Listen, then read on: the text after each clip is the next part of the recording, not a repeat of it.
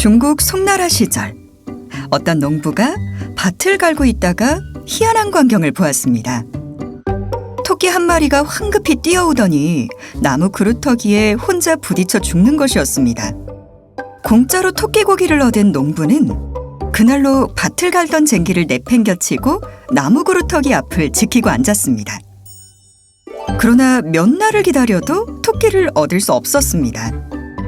어리석은 농부에 대한 소문은 곳곳에 퍼져 결국 송나라 사람들의 웃음거리가 되고 말았습니다. 이 이야기는 춘추전국시대 말기의 법사상가 한비자가 쓴 오두편에 나온 수주대토입니다. 수주대토란 구시대의 패러다임에 얽매여 발전을 모르는 사람들의 어리석음을 비유적으로 이르는 말입니다. 혹시 우리 주변에도 이처럼 그때가 좋았지 하며 옛 관습과 과거의 경험에 갇혀 사는 사람들이 있지는 않나요? 한비자는 각 시대에는 그 시대에 맞는 정치술이 있다고 생각했습니다. 예를 들어 절제와 인내를 강조하는 상고시대의 인의정치는 끊임없이 전쟁 중에 있는 전국시대에 어울리지 않는다는 것이죠. 즉 한비자는 과거의 패러다임을 현재에 그대로 적용하면 안 된다고 생각한 것입니다. 세계적인 문화비평가 마샬 맥루한도 이와 비슷한 이야기를 남겼습니다. 정치는 오늘의 문제에다 어제의 해답을 던진다.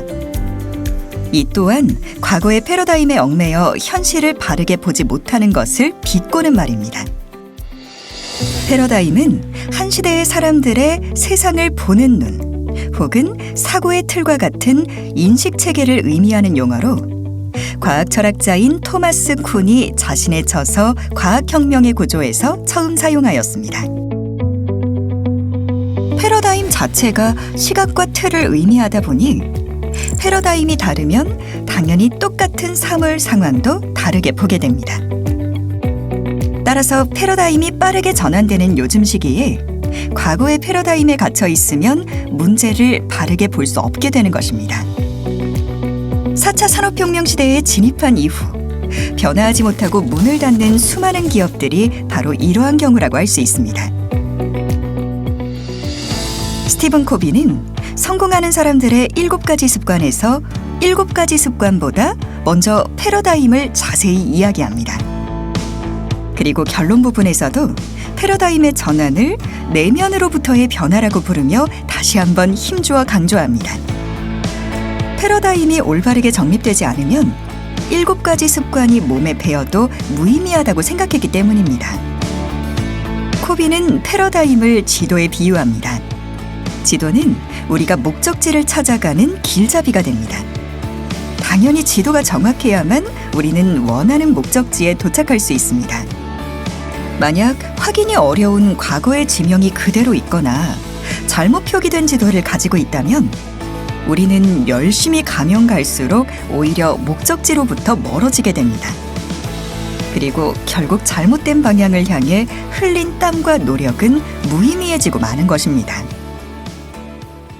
중국의 근대학자 채원배는 수주대토를 설명하며 시대의 흐름에 맞춰 함께 전진하자는 뜻의 여시구진이라는 말을 만들었습니다. 채원배는 20세기 초 서구 열강들에게 시달리는 국의 상황을 개탄했습니다. 그래서 중국이 과거의 패러다임에서 벗어나 새로운 시대 흐름에 맞는 패러다임을 정립해 어려움을 극복하기를 바랬습니다.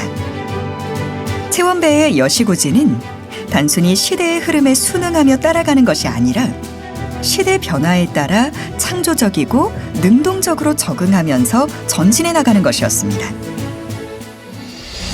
네트워크 마케팅은 새로운 시대, 새로운 흐름에 맞춰 탄생한 유통기법입니다.